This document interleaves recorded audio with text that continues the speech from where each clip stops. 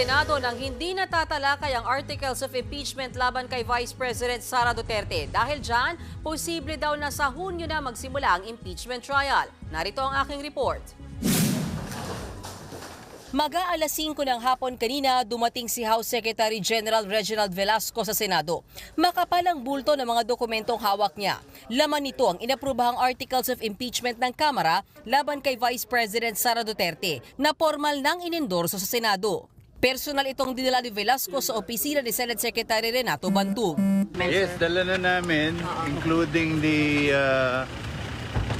complaint itself, the signatures of 215 congressmen who filed and endorsed this complaint. No, we also have the list of prosecutors as approved by the plenary today. Ito yung isang kopya ng complaint.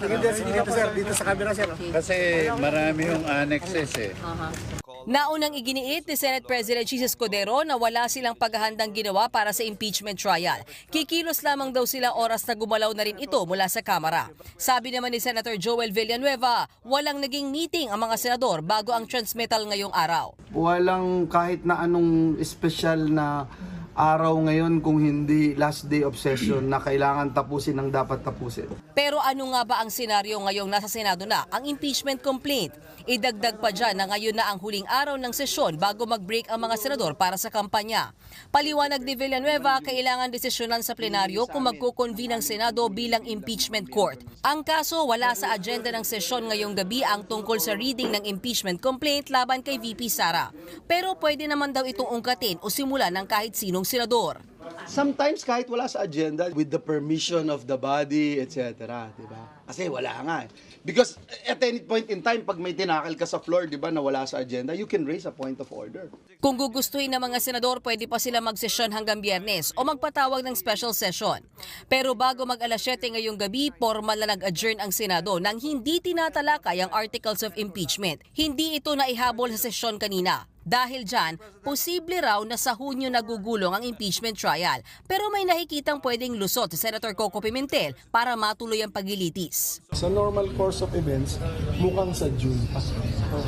Kasi very extraordinary yung sinasabi ko. Pursuant to the rules, pwede ma-waive ang rules. Especially pang 100% consent. Hindi na rin daw ikinagulat ni Senator Bato de la Rosa ang pag-impeach ng Kamara kay VP Sara. Pero kahit kilala siyang kaalyado ng mga Duterte, gagawin daw niya ang lahat para maging patas. Ang mas inaalala ngayon ni Bato, paano ang kampanya? Daya nila, no? Gagawin kaming hostage dito para magiging judge ng impeachment court. Tapos sila, magkakampanya na. Kami dito ngayon 24 of us will be sitting as judges of the impeachment court. Sir, so, hindi kami makapagpangampanya.